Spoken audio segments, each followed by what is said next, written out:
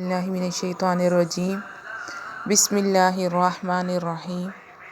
آج کا ہمارا موضوع ہے معاشرتی ذمہ داریاں اور اسلام۔ اللہ تعالیٰ نے انسانی معاشرے کی خوشحالی کے لیے دین اسلام کے تحت ہر انسان کی کچھ ذمہ داریاں رکھی ہیں۔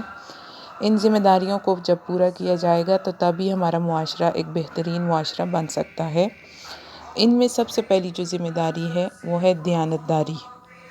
دیانتداری کا مطلب یہ ہے کہ ہماری گھریلو تعلقات، کاروباری معاملات، ہر جگہ پر اس طرح کے معاملات کیے جائیں کہ ایک دوسرے پر اعتماد قائم رہے اور ایک اصلاحی معاشرہ تشکیل پائے۔ اس کے بارے میں حدیث مبارکہ میں بھی اور قرآن مجید میں ارشاد ہے۔ اللہ تعالیٰ کا ارشاد ہے، ان اللہ یامرکم ان تؤدوا الامانات الی اہلھا واذا حکمتم بین الناس ان تحکموا بالعدل، کہ بے شک اللہ تعالیٰ تمہیں حکم دیتے ہیں کہ تم امانتیں ان کے اہل کی طرف جن کی ہیں ان کی طرف لوٹا دو۔ اسی طرح سے ایک اور جگہ ارشاد فرمایا، رسول اللہ صلی اللہ علیہ وسلم کی احادیث مبارکہ بھی اس ضمن میں ارشاد ہے، اول ما تفقدوا من دینکم الامانۃ وآخرہ الصلاۃ، کہ اس امت میں سے جو سب سے پہلے چیز ختم ہوگی وہ امانت ہوگی اور سب سے آخری چیز نماز ہوگی، یعنی اس دین کی تکمیل جو ہے وہ امانت کے ساتھ ہے۔ اسی طرح سے ارشاد فرمایا، لا ایمان لمن لا امانت لہ، کہ جس میں امانت نہیں، دیانتداری نہیں، اس کا ایمان نہیں۔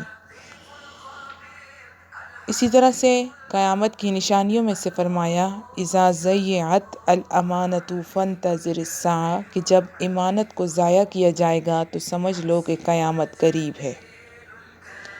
اسی طرح منافق کی نشانیاں بتاتے ہوئے ارشاد نبی صلی اللہ علیہ وسلم ہے، آیت المنافق ثلاثہ، اذا حدث کذب واذا وعد اخلف واذا اؤتمن خان، کہ مومن کے برعکس منافق کی 3 نشانیاں ہیں کہ جب بات کرے گا جھوٹ بولے گا، جب وعدہ کرے گا وعدہ خلافی کرے گا، جب امانت دی جائے گی تو اس میں خیانت کرے گا۔ مزید رسول اللہ صلی اللہ علیہ وسلم کی حدیث مبارکہ میں مذکور ہے، ادی الامانۃ الی من ائتمنک ولا تخن من خانک، کہ امانت جو تمہیں دے اس کی طرف ادا کر دو اور اس میں خیانت نہ کرو۔ اسی طرح حکم دیا گیا قرآن مجید فرقان حمید میں، والذین هم لاماناتہم وعہدہم راعون، یعنی اللہ تعالیٰ کے جو مومن بندے ہیں ان کی صفات میں سے بتا دیا کہ اللہ کے مومن بندے وہ ہیں جو اپنی امانتوں اور اپنے وعدوں کی پاسداری کرتے ہیں۔ اسی لیے وہ شخص جس میں امانت نہیں اس کا ایمان نہیں، لا ایمان لمن لا امانت لہ ولا دین لمن لا عہد لہ، کہ جس میں عہد نہیں، وعدے کی پاسداری نہیں، وہ ایمان والا نہیں۔